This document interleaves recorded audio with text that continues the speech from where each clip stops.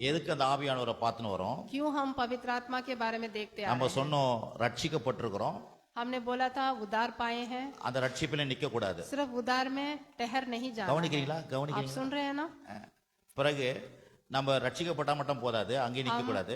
उद्धार पाना ही काफी नहीं, उधर ही ठहर भी नहीं रहना। தேவனை அறிகிற அறிவில வளரணும். परमेश्वर को जानने के ज्ञान में बढ़ना है। அப்ப தேவனை அறிகிற அறிவில மட்டும் நின்ற கூடாது. परमेश्वर के जानने के ज्ञान में ठहर नहीं जाना है। அத அறிஞ்ச காரியத்தை விசுவாசிக்கணும். जो भी हम जानते हैं उसको विश्वास भी करना है। விசுவாசம் மட்டும் போதாது, सिर्फ विश्वास करना काफी नहीं है, அத பேசிக்கொண்டே இருக்கணும். उसको बोलते भी जाना है।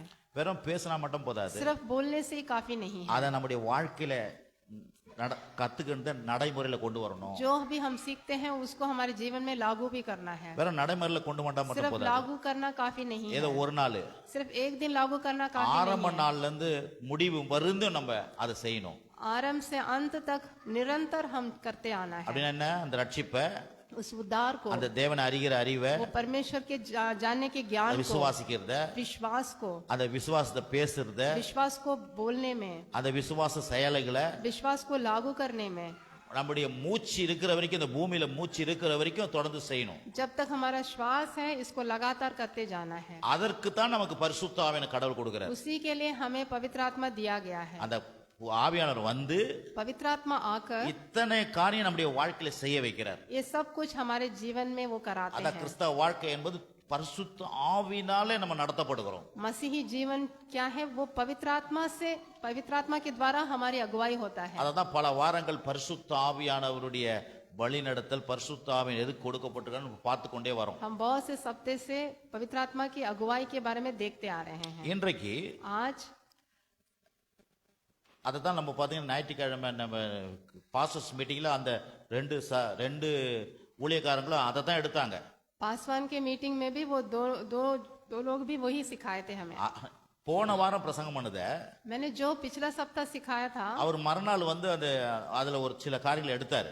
अगले दिन भी उसमें से कोई पॉइंट वो लोग भी सिखाए। அது மட்டும் இல்ல, தலைமை சபையில போதகர் ஜீவன் செல்லதோர போன வாரம் நம்ம சில காரியங்களை எடுத்ததை அவர் எடுத்தாரு பாருங்க. ऐसे ही हमारे मेन चर्च में भी जीवन चलोदरई वही पॉइंट्स जो मैंने सिखाया था उसको निकाले। நான் என்ன சொல்ல வரேன்னா, मैं क्या बोलने वाला हूँ? நமக்குள்ள இருக்கிற ஆவியானவர், பரிசுத்த ஆவியானவர் என்ன அந்த பெரிய பெரிய ஊழியக்காரங்க எடுக்கிறத நமக்குள்ள எடுத்து நம்ம நடத்தும் போது என்னையும் ஆவியா நடத்துறாருன்றத நான் அங்கீகரித்து கொடுக்கிறேன். என்ன जो पवित्र आत्मा जो है बड़े बड़े पासवानों को जैसे वो सिखाते हैं वैसे मुझे भी सिखा रहे हैं करके मैं उसमें उसको मैं मानता हूँ। உண்மையே ஆண்டவரே, நீங்க வந்து இந்த இடத்துல சபையில நீங்க நடத்துறீங்க, நீங்க பேசுறீங்கன்றத நான் வந்து அவரை அதை மெச்சிக்கொள்றேன். सच्ची में पवित्र आत्मा, நான் வந்து சுயமா பேசல, ஆவியான இந்த இடத்துல நடத்துறாருன்றத எனக்கே அங்கீகரித்து கொடுக்கிறேன். सच्ची में पवित्र आत्मा मुझे चला रहे हैं, मैं खुद से बात नहीं कर रहा हूँ, पवित्र आत्मा की ओर से बात कर रहा हूँ करके मैं इस बात को मानता हूँ। சரி, இன்றைக்கு நம்ம போன வாரம் கூட சொன்ன உறுதியா இருப்பதை பத்தி பேசணும். உறுதியா இருப்பதை பத்தி मैंने पिछले सप्ताह बोला था ढाढ़स बांधना है, தைரியமா இருக்கிறது, உறுதியா இருப்பது, साहस से रहना है, ढाढ़स से रहना है करके இதெல்லாம் मैंने நம்முடைய வாழ்க்கையில தேவை. ये सब हमारे जीवन ஒரு में, காரியத்துல உறுதியா இருக்கணும். एक कार्य में हम தேவனுடைய ராஜ்யத்துல परमेश्वर के राज्य में एक அசையக்கூடாது, स्थिर रहना है करके பயப்படக்கூடாது. भयभीत नहीं होना है। அப்படி அதுக்கு நமக்கு ஆண்டவர் உதவி செய்யறார். उसके लिए पवित्र आत्मा हमारी सहायता कर रहे हैं। இன்றைக்கு சபை ஆரம்பிக்கப்பட்டதுல आज कलीसिया जब आरंभ हुआ இயேசு था, மரித்து உயிரோடு எழுந்த பிறகு यीशु मसीह मर के जीवित उठने के बाद சபை ஆரம்பிக்கப்பட்டது. जब कलीसिया शुरू हुआ था, அந்த சபை ஆரம்பிக்கப்படுறதுக்கு காரணம் என்ன? उस कलीसिया का आरंभ होने का कारण क्या था? இயேசு சொன்னார்ல, ஆவியானவர் ஊற்றப்படுவார், यीशु मसीह ने बोला था कि पवित्र आत्मा को उंडाला जाएगा, நீங்கள் பலன் அடைந்து आप और भी बल पाएंगे करके உலகம் முழுவதும் போய் என் சுவிசேஷத்தை அறிவியுங்கள். पूरे संसार में जाके मेरा सुसमाचार सुनाना है करके यीशु ने बोला। அததான் அப்போஸ்தலர் நடபடிகள் 2ஆம் அதிகாரத்துல இப்ப நம்ம பார்க்கிறோம். वही हमने प्रेरितों का किताब 2 अध्याय में हमने देखा था। அங்கே சீடர்கள் கூடி வராங்க. वहां पर चेले लोग इकट्ठे हो रहे हैं। இயேசு சொன்ன மாதிரி यीशु जैसे बोला था वैसे ही वो लोग इकट्ठा हो रहे हैं। 2ஆம் அதிகாரத்துல ஆவியானவர் ஊற்றப்படுறார். वहां पर दूसरे अध्याय में पवित्र आत्मा उंडाला जा रहा है। எல்லாரும் பாஷைகளை பேசுறாங்க. सब लोग अन्य भाषा में बोल रहे हैं। பக்கத்துல இருக்கிறவங்க என்ன பண்றாங்கன்னா அவங்கள கிண்டல் பண்றாங்க. जो अगल बगल में थे सब लोग उनका मजाक उड़ा என்ன रहे थे। கிண்டல் பண்றாங்க? क्या मजाक उड़ा रहे थे? காலையில இவங்க குடிச்சிட்டு ஏதோ உளறாங்க. सुबह सुबह ही ये लोग पी के कुछ न कुछ बड़बड़ा रहे हैं करके। அது மாதிரி தான் சபையில கூட பாத்தீங்கன்னா ऐसे ही कलीसियों में நம்ம भी வந்து அந்நிய பாஷையிலோ கர்த்தரை ஆராதிச்சு கையை உயர்த்தி இப்படி பாடி பண்ணும் பொழுது நம்ம என்ன பக்கத்துல ஒரு சில நேரத்துல கிண்டல் எல்லாம் பண்ணலாம். ऐसे ही हम लोग भी कलीसिया में தெரியாதுங்க. अन्य भाषा में जब बोलते हैं, आराधना में हाथ उठाकर जब हाथ हिलाते हैं, जो लोग इसको नहीं जानते हैं वो मजाक उड़ाते हैं। அதனால நம்ம என்ன பக்கத்துல யாரும் பார்க்க போறாங்களே, நம்ம கை தூக்குறது பாக்குறாங்களே, நம்ம ஆண்டவரே துதிக்கிறத கையை உயர்த்துறத இப்படி ஒரு மாதிரி அசைறதெல்லாம் பாக்குறாங்களேன்னு சொல்லிட்டு நம்ம சைலண்டா இருந்துடக்கூடாது. ये कोई अगल बगल के लोग हमें देख के मजाक उड़ाएंगे करके हम हाथ उठाए बगैर या फिर गीत गाए बगैर नहीं रहना है। நம்ம ஆவியானவருக்கு விட்டு கொடுக்கணும். हम पवित्र आत्मा के पास अपने आप को समर्पण करना है। உங்களை விட்டு கொடுத்தாதான் அவர் உங்களுக்குள்ள ஆளுவார் வந்து. जब हम अपने आप को उनके पास समर्पण करेंगे तभी पवित्र आत्मा हमारे अंदर आकर हमारे अंदर वास करेंगे। நீங்க சொல்லுங்க, ஊசி போடும்போது என்ன சொல்றாங்க பாருங்க, ஊசி போடும்போது என்ன பண்றாங்க? जब सुई डालेंगे डॉक्टर क्या बोलते हैं? கவனிக்கிறீங்களா? நான் சொல்றது புரியுதா? समझ में आ रहा है ना आपको? ஊசி போடும்போது என்ன பண்றாங்க? லூஸ் விடுங்க. जब सुई डालने के समय क्या बोलते हैं? ढीला छोड़ो करके बोलते हैं। ஏன்? किसलिए बोलते हैं? அப்பதான் அந்த மருந்து உள்ள போகும். तभी वो दवाई अंदर जाएगा। நீங்க எப்படி புடிச்சீனா மருந்து உள்ள போகாது. आप एकदम सख्ती से खड़े होने से वो दवाई अंदर नहीं जाएगा। சரளமா புரியுதாமா? आपको समझ में आ रहा है? புரியுதாமா? நான் சொல்றது எவ்வளவு இறங்கி சொல்றேன். कितना उदाहरण देना விட்டு पड़ता है। கொடுக்கணும். பாட்டு பாடும்போது ஆராதிக்கும் போது வசனத்தை கேட்கும் போது ஆவியானவர் விட்டு கொடுக்கும் போது हम अपने आप को ढीला छोड़ना है। जब हम गीत गाते हैं, आराधना करते हैं और वचन सुनते हैं, அப்பொழுதுதான் ஆவியானவர் உங்களை நிரப்புவார். तभी पवित्र आत्मा आपको भर सकते हैं। அது மாத்திரம் இல்ல, ஆண்டவரே என்னை நிரப்புன்னு வேற கேட்கணும். और आप अपने मुंह से पूछना भी है, पवित्र आत्मा मुझे भरिए करके। சரி, இன்னைக்கு அந்த அப்போஸ்தலர் நடபடிகள், प्रेरितों का काम, இந்த அப்போஸ்தலர் நடபடிகள் என்ன தெரியுங்களா? ये प्रेरितों का किताब में क्या है? சபையினுடைய சரித்திரம். पूरे कलीसिया के इतिहास लिखा है। அந்த சபையில் இது வந்து 28 அதிகாரம் இருக்குது. यहाँ पर 28 चैप्टर है। கவனிக்கிறா, 35 வருஷத்துடைய சரித்திரம் இது. इस 35 இயர்ஸ் 35 इयर्स का इतिहास यहाँ पर लिखा है। வரலாறு इतिहास लिखा है। அப்போ அன்னையில இருந்து நம்ம இப்ப 2026 வருஷம் ஆகுது. अभी 2026 हो गया है। அன்னையில இருந்து புதிய ஏற்பாட்டு சபை ஆரம்பிக்கப்பட்டது. तभी से नए कलीसिया का आरंभ हुआ था। அப்ப ஆரம்பிக்கப்பட்ட போது यहाँ शुरू होने के बाद இப்ப நான் இன்னைக்கு என்ன சொல்ல வரேன், मैं यहाँ पर क्या बोलने वाला हूँ? இந்த நம்ம சபை ஆரம்பிக்கும் போது இந்த இப்ப இன்னைக்கு வாசிக்கிற வசனங்களை வாசிச்சாங்க. அதை வாசிச்சு நம்ம எப்படி இருக்கணும்ன்றத சொல்ல போறேன். कलीसिया जब आरंभ हुआ था, जब अभी जो पढ़ने वाले हैं वो वचनों को उस समय पढ़े थे वो लोग। अभी मैं बोलने वाला हूँ। 2ஆம் அதிகாரம், அப்போஸ்தலர் நடபடிகள் 2ஆம் அதிகாரம், प्रेरितों का काम 2रा अध्याय 42 இருந்து 47 வரைக்கும் வாசிக்க போற. கவனிங்க. 42 से 47 तक पढ़ेंगे। கொஞ்சம் சின்ன பிள்ளைங்களை கொஞ்சம் சைலண்ட் பண்ணீங்க. பெரியவங்க இருந்து கேளுங்க, பட் வந்து சைலண்ட் பண்ணீங்க பிள்ளைங்களை. ஓகே, சொல்லுங்க சிஸ்டர் ஹிந்தில. आप बच्चों को थोड़ा शांत कर लीजिए। இருங்க, இங்கதான் आप यहीं पर बैठिए, लेकिन बच्चों को थोड़ा பிள்ளைங்களை வச்சுக்கினா கவனிங்க. शांत करके वचन पर ध्यान दीजिए। ஓகே, आमीन। சரி. 2ஆம் அதிகாரம், அப்போஸ்தலர் நடபடிகள் 2ஆம் அதிகாரம் 42 இருந்து 47 வரைக்கும். प्रेरितों का काम 2रा अध्याय 42 से 47 तक। அவர்கள் அப்போஸ்தலருடைய உபதேசத்தில் அந்யோன்யத்திலும் அப்பம் பிட்கிறதிலும் ஜெபம் பண்ணுதலும் உறுதியாய் தரித்திருந்தார்கள். और वे प्रेरितों से शिक्षा पाने और संगति रखने में और रोटी तोड़ने में और प्रार्थना करने में लवलीन रहे। எல்லோருக்கும் பயம் உண்டாயிற்று. அப்போஸ்தலர்களால அநேக அற்புதங்கள் அடையாளங்களும் செய்யப்பட்டது. और सब लोगों पर भय छा गया और बहुत से अद्भुत काम और चिन्ह प्रेरितों के द्वारा प्रकट होते थे। விசுவாசிகள் எல்லோரும் ஒருமித்து இருந்து சகலத்தையும் பொதுவாய் வைத்து அனுபவித்தார்கள். और सब विश्वास करने वाले इकट्ठे रहते थे और उनकी सब वस्तुएं साझे की थी। காணியாட்சிகளும் ஆஸ்திகளும் விற்று ஒவ்வொருவருக்கும் தேவையான தேவையானதற்கு தக்கதாக அவைகளில் எல்லோருக்கும் பகிர்ந்து கொடுத்தார்கள்.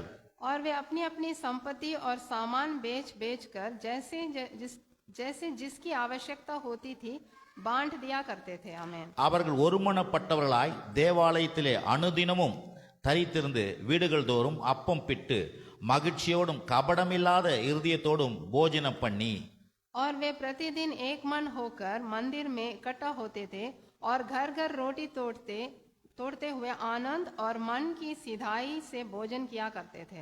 47 தேவனை துதித்து ஜனங்கள் எல்லாரிடத்திலும் தயவு பெற்றிருந்தார்கள். ரட்சிக்கப்படுகிறவர்களை கர்த்தர் அனுதினமும் சபையிலே சேர்த்து கொண்டு வந்தார். और परमेश्वर की स्तुति करते थे और सब लोग उनसे प्रसन्न थे और जो उद्धार पाते थे उनको प्रभु प्रतिदिन उनमें मिला देते थे. आमीन. ஒரு நிமிஷம் 1 मिनट கவனிங்க. आप ध्यान दीजिए. இந்த இந்த இந்த வசனத்தை அப்படியே கை வச்சு நம்ம ஜெபம் பண்ண போறோம். इस वचन पर ऐसे हाथ रखे हम अभी प्रार्थना करने वाले இது எதை குறிச்சுன்னா நம் சபையை குறிச்சு சொல்லுது. ये कलीसिया के बारे में बोला गया है. சபை மட்டும் இல்ல, நம்ம குடும்பம், हमारे परिवार के बारे में भी बोला गया है. நம்முடைய குடும்பமும் நம்முடைய சபையும் இப்படிதான் ஒற்றுமையாய் ஒருமனமாய் இருக்கணும் தான் தேவ சித்தம். हमारा कलीसिया और हमारा परिवार ऐसे ही इकट्ठा होकर एकमत होकर रहना है करके परमेश्वर चाहते हैं. அது மேல கை வச்சீங்க அந்த आप வசனத்து इस மேல वचनों पर हाथ रख लीजिए. நம்ம ஜெபம் பண்ணணும். ஆண்டவரே, என் குடும்பமும் சரி, என் சர்ச்சையும் சரி, எங்க வாழ்க்கையும் சரி இப்படிதான் இருக்கணும். आप प्रार्थना करना है कि हमारा कलीसिया, हमारा परिवार, हमारा जीवन ऐसे ही रहना है करके. ஸ்தோத்திரம். அன்பின் பிதாவே, இந்த நல்ல வேலைக்காக துதிக்கிறோம். கர்த்தராகிய இயேசுவின் நாமத்தினாலே உம்முடைய சமூகத்தில் வருகிறோம். ஆண்டவரே, அப்போஸ்தலர் நடவடிக்கைகள் இந்த 2ஆம் அதிகாரம் 42 வசனத்திலிருந்து 47 வரைக்கும் அன்றைக்கு விசுவாசிகள் குடும்பங்கள் எப்படி இருந்தார்கள் என்று பார்க்கிறோம். எப்படி ஒருமனப்பட்டு ஆவியில இருந்தார்கள், எப்படி ஆண்டவரே ஒருவருக்கொருவர் விட்டு கொடுத்து வாழ்ந்தார்கள், மற்றும் அன்னதினம் சபையில ஜனங்கள் கொண்டு வந்து சேர்க்கப்பட்டார்கள் என்பதெல்லாம் இங்கே சொல்லப்பட்டிருக்குது. ஆண்டவரே, இது மாதிரியே எங்களுடைய சபை, இந்த எங்களுடைய குடும்ப வாழ்க்கை எல்லாம் சிறப்பாய் அமையும்படியா நாங்கள் ஜெபம் பண்ணுகிறோம். ஆண்டவரே, இயேசுவின் நாமத்தினாலே பிதாவே, ஆமென். நீங்க ஜெபம் பண்ணலையே, நீங்க ஜெபத்துல இருந்துடுறீங்க. பட் நீங்க முடிஞ்ச பிறகுதான் நீங்க இதை கேட்கணும். ஏன்னா அவங்க இந்திக்காரங்கல்ல. ஜெபம் பண்ணிடுங்க, அது மாதிரி ஜெபம் பண்ணிடுங்க, வராது. ஆகவே எல்லாத்துலையும் நீங்க பண்ணணும். நீங்க கேட்கவே கூடாது. நீங்க முடிஞ்ச பிறகுதான் எல்லாம் கேட்கணும். ஓகே, கவனிங்க.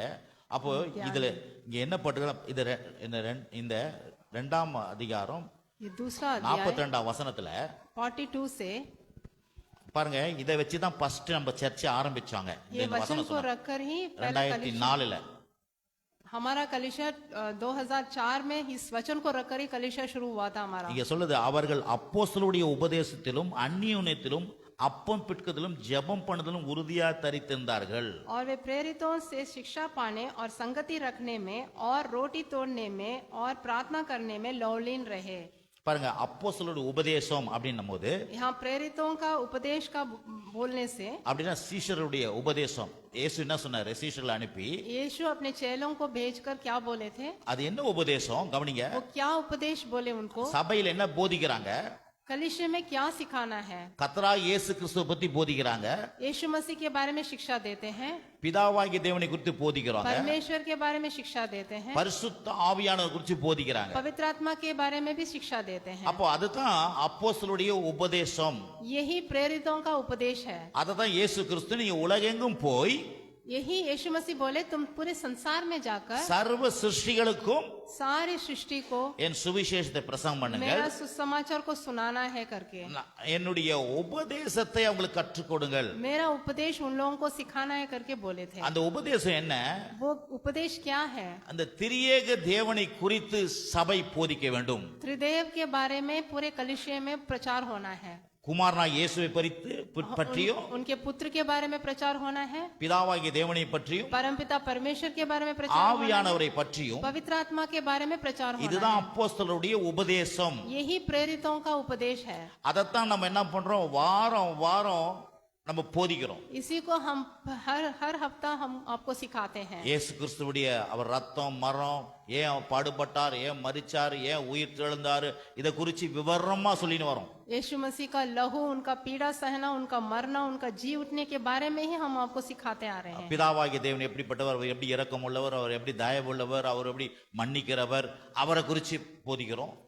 परमपिता परमेश्वर के बारे में वो कितने दयालु हैं, कितना कृपालु हैं, कितना हमको अगुवाई करते हैं करके इस सब आपको हम बोलते हैं। आप இதையெல்லாம் பரிசுத்த ஆவியானவர் நமக்கு எப்படி சொல்லி தராருன்றத பரிசுத்த ஆவியானவரை பத்தி நம்ம போதிக்கிறோம். ये सब पवित्र आत्मा हमको कैसे सिखाते हैं करके आपको शिक्षा देते हैं। அததான் அவர் சொன்னார், பிதா குமாரன் பரிசுத்த ஆவி நாமத்தினால் ஞானஸ்நானம் பெறுங்கள் அப்படின்ற. इसलिए बोल रहे हैं कि पिता पुत्र और पवित्र आत्मा के द्वारा तुम बपतिस्मा लो करके। ஏன்னா சபை என்பது திரியேக தேவனை பிரதிபலிக்கணும்.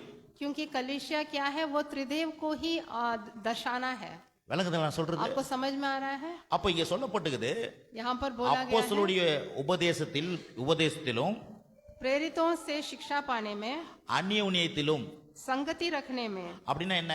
ஒருவருக்கொருவர் ஐக்கியமாய், ஒருவருக்கொருவர் சேர்ந்து இருப்பது, ஐக்கியமாய் एक இருப்பது. दूसरे से मेल रखना है, संगति में रहना है। பிறகு அப்பம் பிட்கிடுதல்.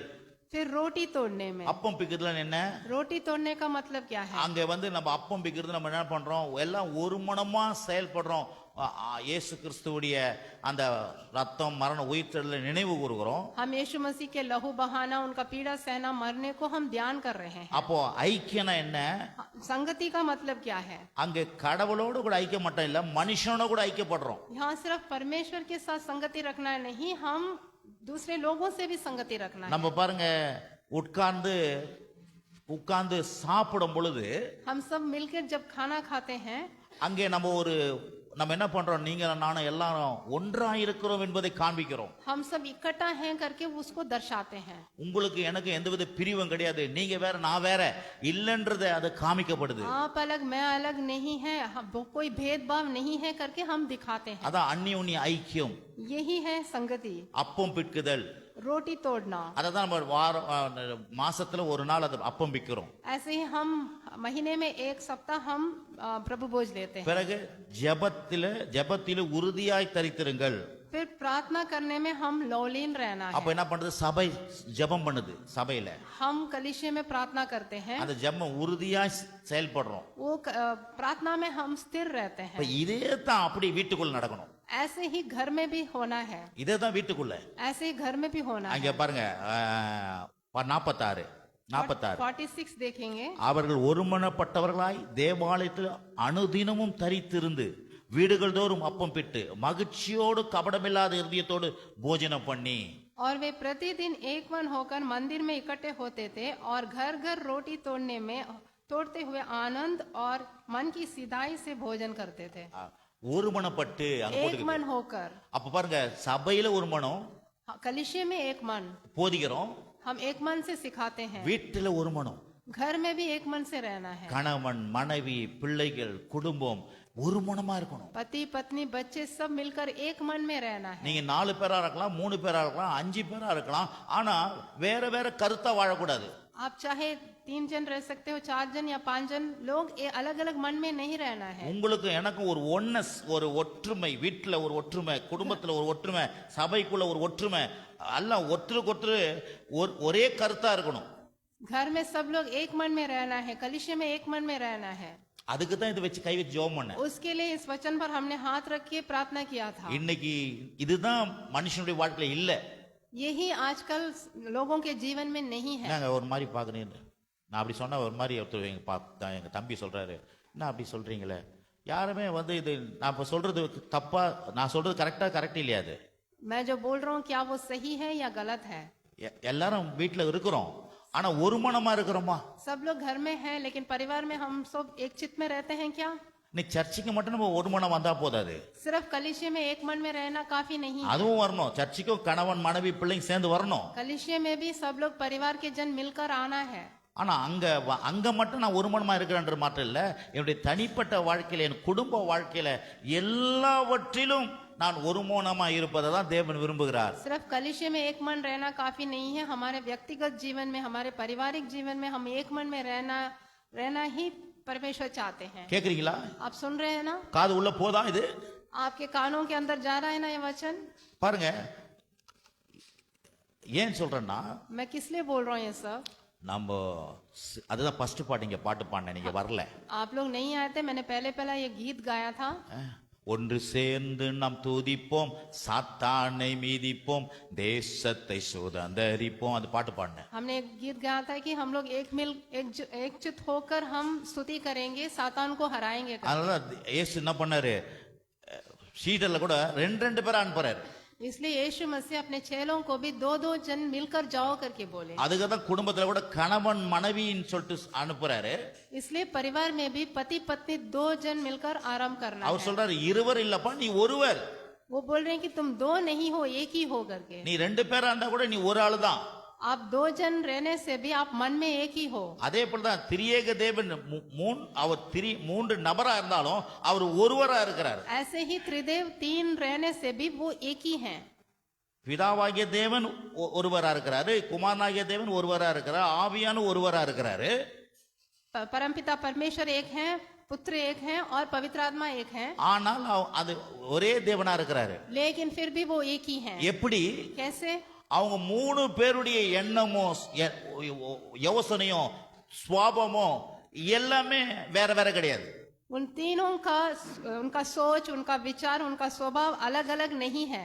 பிதாவாகிய தேவன் அன்பா இருக்கிறார், இயேசு அன்பா இருப்பார்.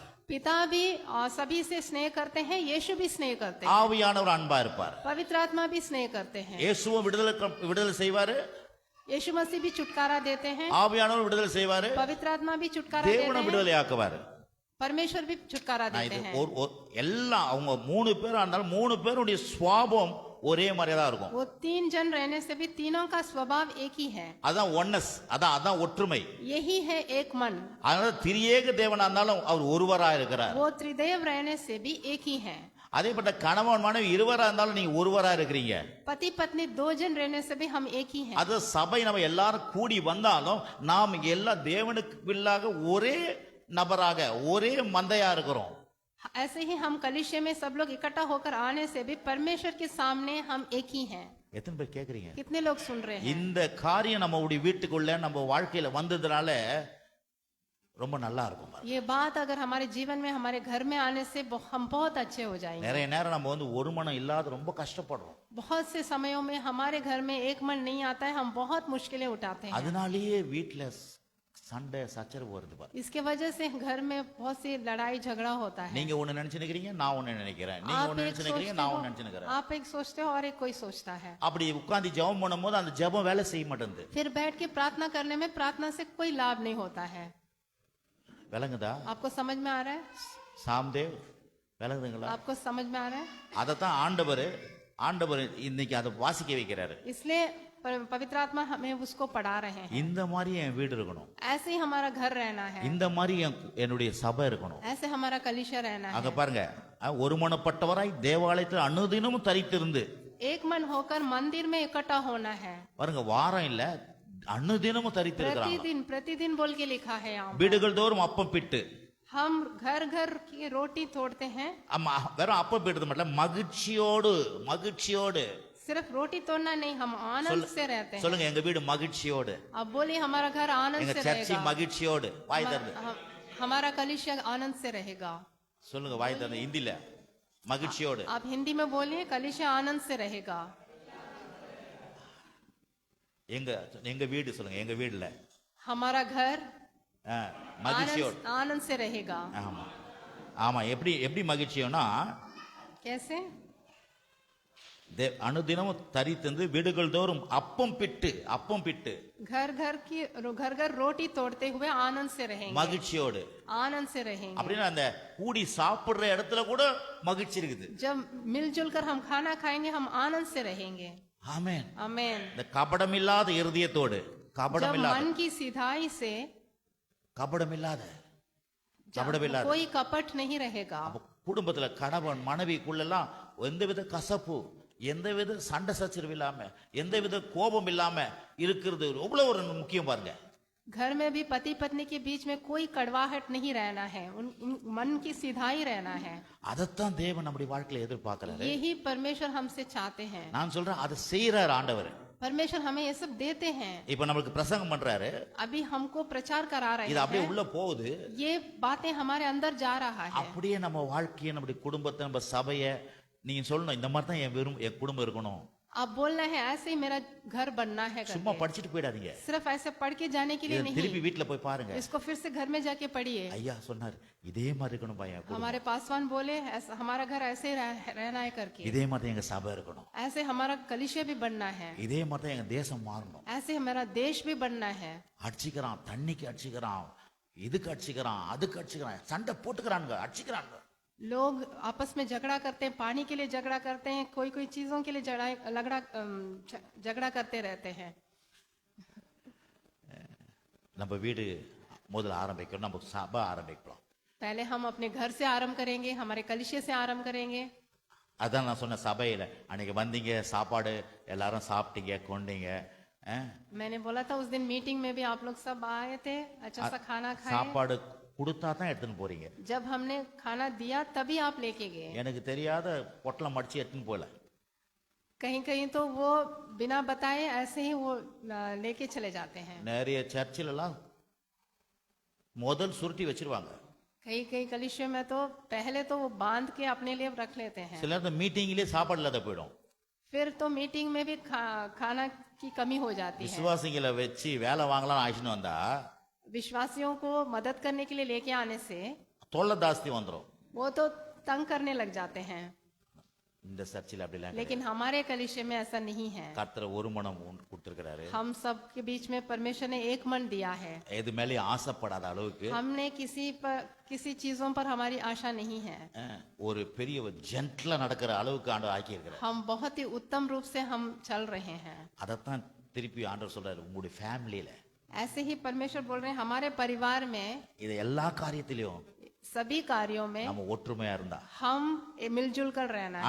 அந்த ஒற்றுமையா, அந்த ஒருமைப்பட்டவட ஆவி தருவார், ஆண்டவர் தருவார். परमेश्वर एक मन हमें देंगे। பிறகு 47 வசனம், फिर 47 पढ़ेंगे। தேவனை துதித்து ஜனங்கள் எல்லாத்தையும் தயவு பெற்றிருந்தார்கள். परमेश्वर की स्तुति करते थे और सब लोग उनसे प्रसन्न थे। தேவனை துதிக்கும் பொழுது जब परमेश्वर की स्तुति करते हैं நம்ம எல்லா ஜனங்களுக்கிட்ட தயவு கிடைக்கும். हम सब लोग प्रसन्न हो जाते हैं। அப்படின்னா எல்லா இடத்துலயும் நமக்கு வந்து நம்மள வந்து ஏத்துப்பாங்க மக்கள். सब लोग हमको मानते हैं। நீங்க போனா உங்களுக்கு இடம் கொடுப்பாங்க. जब आप जाते हैं तो आपके लिए जगह देंगे। நீங்க போனா எல்லாம் உங்களுக்கு அவங்க வந்து எடுத்துக்காம உங்களை வந்து அரவணைப்பாங்க. आपको आके वो लोग आपसे प्रसन्न रहेंगे। எத்தனை பேர் விசுவாசிக்கிறீங்க? कितने लोग इस पर இங்க विश्वास சொல்லுது, कर रहे हो? தேவனை துதித்து ஜனங்கள் எல்லா இடத்திலும் தயவு பெற்றிருந்தார்களாம். यहाँ पर लिखा गया है कि परमेश्वर की स्तुति करते थे और सब लोग उनसे प्रसन्न थे। அதுக்கப்புறம் ஆண்டவர் சொல்றாரு, ரட்சிக்கப்படுவர்களை கர்த்தர் அனுதினமும் சபையில சேர்த்து கொண்டு வந்தார். और जो उद्धार पाते थे उनको प्रभु प्रतिदिन उनमें मिला देते थे। ஒரு ஆமென் சொல்லுங்களேன். आप आमेन बोलिए। ஒரு ஆமென் சொல்லுங்களேன். आमेन। எங்க சர்ச் இப்படிதான் இருக்கணும். हमारा कलिशा ऐसे रहना है। அனுதினமும் சபையில ஜனங்க வரணும் ஆண்டவரே. प्रतिदिन हमारे कलिशे में लोग அனுதினம் आना புது है। புது மக்கள் வரணும் ஆண்டவரே. प्रतिदिन हमारे कलिशे में नए नए लोग आना है। அதுக்கு தான் இதெல்லாம் எதுக்கு பிரசங்கம்னா, இந்த வாஞ்சி, இது மாதிரி தான் என் குடும்பம், இது மாதிரி தான் என் சர்ச்சு, இது மாதிரி தான் என்னுடைய வாழ்க்கையில நடக்கணும், இது எழுதப்பட்டது அப்படியே வாழ்க்கையில பலிக்கணும் ஆண்டவரே. ये सब हम आपको क्यों प्रचार कर रहे हैं? ऐसे हमारा जीवन, हमारा घर, हमारा कलिशा बनना है करके आप प्रार्थना करना है। ஆமென். आमेन। ஹalleluya. हालेलुया। அப்ப பாருங்க இன்னொரு வசனத்தை, இது அப்ப இத அப்படி டெய்லி பாருங்க, இத டெய்லி பாருங்க. இது மேல रोज इस वचनों पर ध्यान देना இன்னும் है। கொஞ்சம் और एक 45 வசனம் 45 पढ़ेंगे। காணியாட்சிகளையும் ஆஸ்திகளையும் விற்று ஒருவருக்கொருவர் தேவையானது தக்கதாக அவைகள் எல்லோருக்கும் பகிர்ந்து கொடுத்தார்கள். और वे अपनी अपनी संपत्ति और सामान बेच बेचकर जैसे जिसकी आवश्यकता होती थी बांट दिया करते थे। பாருங்க, சபை மக்கள்கிட்ட कलिशे के लोगों, ஆஸ்திகள் இருந்துக்குது, उनके पास संपत्ति था, காணியாட்சிகள், நிலம், இது அதெல்லாம் இருந்துக்குது. सारे जमीन जायदाद था उनके पास। நான் சொல்றேன், நம்ம சர்ச்சி மக்கள் கூட வாழ்க்கையில் இது நடக்க போகுது. मैं बोल रहा हूँ हमारे कलिशे के लोगों के पास भी ऐसा होने वाला है। நீங்களும் நிலம், இது காணியாட்சி எல்லாம் வச்சிருக்க போறீங்க. आपके पास भी जमीन जायदाद होने वाला है। ஆமென். आमेन। விசுவாசிங்க आप பிரதர். विश्वास कीजिए। இது எழுதிப்பட்டது ஆண்டவர் இது ஏன் எழுதிக்கிறார்னா, நான் இது மாதிரி தான் என் வாழ்க்கை இருக்கணும், இது மாதிரி தான் என் சர்ச் இருக்கணும், இப்படிதான் நாங்க வாழ போறோம், எங்க விசுவாசி இப்படிதான் இருக்கணும். ये सब क्यों लिखा है? ऐसे ही हम होने वाले हैं, हमारे सब विश्वासी ऐसे ही होने वाले हैं करके आप विश्वास करना। அப்படின்னா அங்க விக்கிறாங்க. वहां पर ये लोग जाके बेच रहे हैं, நாம நிறைய கடவுள் நமக்கு தர போறாரு. लेकिन हमें परमेश्वर बहुत कुछ देने वाले हैं। கடவுளுக்காக நான் என்ன ஒண்ணா பண்ணுவேன். हम परमेश्वर के राज्य के लिए कुछ भी कर सकते हैं। இப்போ எப்படி சுருட்டி சுருட்டி எல்லாத்தையும் தூக்கி போட்டு போறீங்களா? जैसे आप सब कुछ फेंक के जा रहे हो, எவ்வளவு வேணா தூக்கி போட்டு போறீங்களா? कितना भी आप फेंक के जा रहे हो। அதுக்கப்புறம் இந்த ஆண்டவருடைய ஒரு மனம் ஆண்டவருக்குள்ள வந்துட்டு ஆண்டவர் கூட நிரப்பப்பட்டீங்கன்னா இந்த இந்த கையில காசு இதெல்லாம் ஒரு பெருசா நம்ம மதிக்க மாட்டோம். जब आप परमेश्वर के अंदर आ जाओगे तो ये सब कुछ भी नहीं रहेगा। இந்த உலகம் இருக்கிற மாதிரி இருக்க மாட்டோம். आप संसार के लोगों की तरह नहीं रहोगे। உலகம் நம்மள பார்த்து ஆச்சரியப்படும். संसार हमें देख के आश्चर्यचकित இது என்ன होगा, ஜனடா இது? ये कैसे लोग हैं। எல்லாம் 5க்கும் 10க்கும் புடிச்சு அடிச்சுக்கறாங்க. सब लोग तो 5 के लिए 10 के लिए लड़ाई कर रहे ஆனா हैं, இந்த ஜனங்க எல்லாத்தையும் விட்டு கொடுக்கறாங்களே. लेकिन ये लोग तो सब कुछ छोड़ के आ रहे हैं। ஹலோ, ऐसा बोल, ஏன்னா எனக்குள்ள ஆவியானவர், எனக்குள்ள இயேசு, எனக்குள்ள தேவாதி தேவன் வந்திருக்கிறார், நான் ரட்சிக்கப்பட்டிருக்கிறேன். क्योंकि मैंने उद्धार पाया है, मेरे अंदर पवित्र आत्मा है, यीशु है, परमपिता परमेश्वर है। ஆமென். आमेन। 44 44 पढ़ेंगे। விசுவாசிகள் எல்லாரும் ஒருமித்திருந்து சகலத்தையும் பொதுவாய் வைத்து அனுபவித்தார்கள். और सब विश्वास करने वाले इकट्ठे रहते थे और उनकी सब वस्तुएं साझे की थी। அப்படின்னா ஃபேமிலில क्योंकि यहाँ पर तो परिवार के बारे में है। அந்த எல்லாருக்குள்ள அந்த சமமான, எல்லாருக்குள்ள அந்த ஒற்றுமை, எல்லாருக்குள்ள அந்த பொதுவான காரியங்கள் நமக்குள்ள வந்துரும். सभी के अंदर एक मन आ जाएगा। சரி, இத அடுத்தது இன்னும் கொஞ்சம் போவோம். और மத்தேயு சுவிசேஷம் 14ஆம் அதிகாரம். मत्ती देखेंगे, मत्ती का டைம் என்ன ஆகுது? டைம் எப்போ? ஓகே, கவனிங்க. மத்தேயு சுவிசேஷம் 14ஆம் அதிகாரம். मत्ती का 14।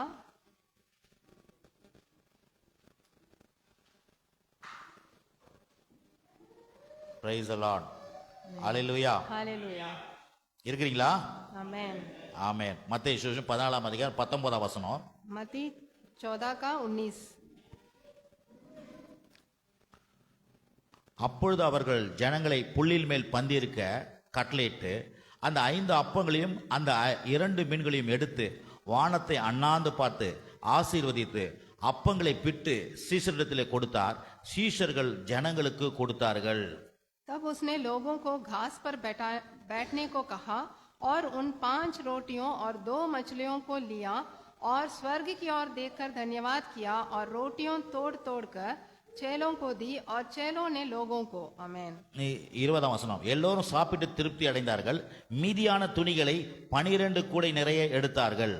और सब खाकर तृप्त हो गए और उन्होंने बचे हुए टुकड़ों से भरी हुई 12 टोकरियां उठाई। 21 ஸ்திரீகள் பிள்ளைகளும் தவிர சாப்பிட்ட புருஷர்கள் ஏறக்குறைய 5000 பேராக இருந்தார்கள். 21 और खाने वाले स्त्रियों और बालकों को छोड़कर 5000 पुरुषों के लगभग थे। आमीन। நம்ம அடிக்கடி என்ன நினைக்கிறோம்? हम हमेशा क्या सोचते हैं? இது ஒரு ஆண்டவர் ஒரு பெரிய அற்புதம் செஞ்சாருன்றத மட்டும் தான் பார்க்கிறோம். यीशु ने एक अद्भुत कार्य किया है करके हम देखते हैं, அது உண்மைதான். वो तो सच बात है। ஆனா இங்க இன்னும் ஒரு சத்தியம் உள்ள இருக்குது, இன்னும் ஆழமான சத்தியம். लेकिन और एक गहराई का सच्चाई का बात यहाँ पर है। பாருங்க, 3 நாள் ஆண்டவர் பிரசங்கம் பண்ணுகிறாரு. 3 दिन से यीशु मसीह प्रचार करते जा रहे हैं। 5000 பேர் புருஷர்கள்லாம், பெண்கள் குழந்தை குட்டி எல்லாம் சேர்த்தா கிட்டத்தட்ட சொல்றாங்க 20000 பேர் இருந்தாங்களாம். 5000 पुरुषों और स्त्रियों बच्चों को मिलाकर 20000 तक थे लगभग। 3 நாள் பிரசங்கம் பண்ணிருக்காங்க. 3 दिन से प्रचार करते जा रहे हैं। பாருங்க, நம்ம இப்போ ஒரு ஹவர் தான் பிரசங்கம் பண்றோம். लेकिन अभी हम तो सिर्फ 1 घंटा का ही प्रचार कर रहे हैं। 3 நாள் பிரசங்கம் பண்றாங்க. 3 दिन प्रचार हो रहा है। எல்லாரும் அப்படியே சாப்பிடாத கொள்ளாத அப்படியே கவனிச்சுக்கிறாங்க. सब लोग खाना खाए बगैर ऐसे ही वो ध्यान करते जा रहे हैं। அப்ப பாருங்க, அந்த இடத்துல கடவுளுடைய அசைவாடுதல் அங்க இருந்துக்குது. वहां पर पवित्र आत्मा परमेश्वर का वहां पर टहल रहे थे। கர்த்தருடைய வல்லமை அங்க நிரப்பப்பட்டது. परमेश्वर का सामर्थ वहां पर उंडाला गया। அதனால தான் உங்களுக்கு பசி கூட தெரியல, நேரம் போறது கூட தெரியல. इसलिए वो भूख नहीं जानते हैं, समय जा रहा है करके वो नहीं जाने. இப்ப நீங்களும் நானும் தேவ சமூகத்துல உட்காரும் பொழுது பாத்தீங்கன்னா ஆண்டவருடைய ஆவியை இறங்கி செயல்படும் பொழுது நமக்கு நேரம் போறதே தெரியாது. ऐसे ही आप भी जब परमेश्वर के सम्मुख में आके बैठते हो, वचन को सुनते हो, आपको समय जाने का मालूम नहीं रहता है। நமக்கு அந்த பசி எடுக்கிறதெல்லாம் இருக்காது. हमें भी भूख नहीं लगेगा। ஏன்னா கடவுளோடு கூட நம்ம இணையும் பொழுது जब हम परमेश्वर के साथ संगति करेंगे நமக்கு நேரம் பார்க்க மாட்டோம், காலம் பார்க்க மாட்டோம், பசி இதெல்லாம் இருக்காது. ஏன்னா அவரை நம்ம சாப்பிட்டுக்கிறோம். क्योंकि हम जब उनके पास बैठेंगे तो समय को नहीं देखेंगे, ஆ हम उन्हीं को खाते जाएंगे। இப்பயே என்ன பண்றீங்கன்னா கடவுளை நீங்க சாப்பிடுறீங்க. अभी भी हम परमेश्वर को ही खा रहे हैं, ஏன்னா கடவுள் தான் நமக்கு வந்து ஜீவன். क्योंकि परमेश्वर ही हमारा जीवन है। என்னுடைய வார்த்தை ஜீவனும் ஆவியா இருக்குதுன்றாரு. परमेश्वर बोल रहे हैं मेरा वचन आपके लिए जीवन और आत्मा है करके। சரீரத்துக்கு நம்ம உணவு சாப்பிடுறோம், हम तो शरीर के लिए भोजन खाते हैं, நம்முடைய ஆத்துமாவுக்கு நம்முடைய ஆவிக்கு தேவனுடைய ஜீவன் தேவனுடைய அந்த அவர் வேணும் நமக்கு. लेकिन हमारे आत्मा के लिए परमेश्वर चाहिए। அப்போ அவர் உள்ள போக जब वो हमारे अंदर जाएंगे, வார்த்தையின் மூலமா தேவன் உள்ள போயினே இருக்கிறாரு. वचन के द्वारा जब परमेश्वर हमारे अंदर जाएंगे, போக நமக்கு பசி நேரம் எல்லாமே மறக்கடிக்கப்படுறோம். जब परमेश्वर हमारे अंदर जाएंगे तो हमारा भूख चले जाएगा, हम समय को नहीं देखेंगे, கவலை போயிடுது, हमारी चिंता चली जाएगी, எல்லாவித கவலை பயம் இதெல்லாம் நம்ம வாழ்க்கையில இருந்து போயினே இருக்குது. हमारा चिंता हमारा भय हमसे चले जाएगा। கவனிக்கிறீங்களா? आप सुन रहे हैं ना? ஏன் கடவுளுடைய சமூகத்துல உட்காரணும்னா क्यों परमेश्वर के सम्मुख में हम आके बैठना है? நமக்குள்ள இருக்கிற இந்த கவலை பயம் இந்த இது ஒரு மாதிரி விரக்தி இதெல்லாம் நம்ம வாழ்க்கையில இருந்து போயிடும். हमारे अंदर से सारे चिंता सारा भय सब कुछ हमसे चले जाएगा। இங்க அடிக்கடி நம்ம என்ன சொல்றோம்? हम यहाँ पर இது ஆண்டவர் அற்புதம் செஞ்சாருன்றோம். हम क्या बोलते हैं कि अद्भुत कार्य परमेश्वर ने किया ஆனா है, ஆண்டவர் அங்க என்ன காமிக்கிறாரு? लेकिन यहाँ पर परमेश्वर நீ हमको 3 क्या நாள் दर्शाते हैं? என் சமூகத்துல உட்கார்ந்து வசனத்தை கேட்ட, तू 3 दिन मेरे सम्मुख में आकर वचन सुना है, இது தொடர்ந்து உன் வாழ்க்கையில लगातार तुम्हारे जीवन में செயல்படும் பொழுது जब तुम्हारे जीवन में तुम लगातार लागू करोगे, அந்த அப்பன்றது வந்து தேவனை குறிக்குது. वो जो रोटी यहाँ पर बोला गया है वो परमेश्वर அந்த को, உணவுன்றது தேவனை குறிக்குது. रोटी जो है वो परमेश्वर को दिखा रहा है। நீங்க அந்த அவரை சாப்பிட வசனத்தை கேட்டு உள்ள போவ जब वचन को सुनते सुनते जब परमेश्वर को ही जब खाने लगोगे, உங்க வீடுகள்ல உங்க வாழ்க்கையில எல்லாம் திருப்தி அடைவீங்க. आप अपने जीवन में आपके घर में तृप्त हो जाओगे। எல்லாரும் திருப்தி அடையறாங்களா? सब लोग तृप्त हो जाएंगे। திருப்தி மட்டும் இல்ல, सिर्फ तृप्ति नहीं, வாழ்க்கையில சமாதானமும் சந்தோஷமும் சுகமும் பலனும் ஆரோக்கியமும் எல்லாம் மீதம் இருக்குது. आपके जीवन में समाधान होगा, शांति होगा, चंगाई होगा, सब कुछ, सबकी बचत भी होगी। அப்போ தேவனோட கூட ஐக்கியம்னா என்னது? परमेश्वर के साथ संगति का मतलब क्या है? அந்த உணவு எப்படி அனுபவிக்கிறது போல जैसे जब भोजन को तुम अनुभव करते हो, சமூகத்துல உட்காரும் போது தேவனே நம்ம சாப்பிடுறோம்னா தேவனே அனுபவிக்கிறோம். जब उनकी हुजूरी में जब हम बैठेंगे हम परमेश्वर को ही अनुभव करेंगे। அதான் ஐக்கியம். यही है संगति, அதுதான் வந்து அந்யோன்யம் சொன்னோம். அந்யோன்யம்னா ஐக்கியம். यही है सहभागिता। அப்ப பாருங்க, திருமணம் பண்றாங்க, विवाह करते हैं, திருமணம் பண்ணும்போது கணவன் மனைவி திருமணம் பண்ணிட்டாங்க, पति पत्नी वो विवाह करते हैं, லைட்டு போட்டு சோறை போட்டு ட்ரெஸ்ஸை போட்டு கிச்சின்னு ஆடி கேக்க வெட்டி எல்லாம் பண்ணிட்டாங்க. लाइटिंग डाल के अच्छे अच्छे कपड़े पहनकर सब कुछ वो लोग तैयारी करते हैं, தாலி கட்டிட்டாரு, मंगलसूत्र भी बांध देते हैं। அதோட விட்டுல குடும்ப வாழ்க்கைனா वही उसी में खत्म नहीं हो जाता है, அவங்க கணவன் மனைவியா வாழ ஆரம்பிக்கிறாங்க. वो पति पत्नी के रूप में जीने लगते हैं, அந்நிய உணவு உள்ள வருது. उनके अंदर संगति आता है। வெறும் திருமணம்னா வெறும் கேக் வெட்டுறது லைட்டு போடுறது வெறும் சோறு போடுறது அது மட்டும் இல்ல. திருமண வாழ்க்கை विवाह का जीवन सिर्फ लाइट डालना, अच्छा कपड़ा डालना, दावत देना यही नहीं है।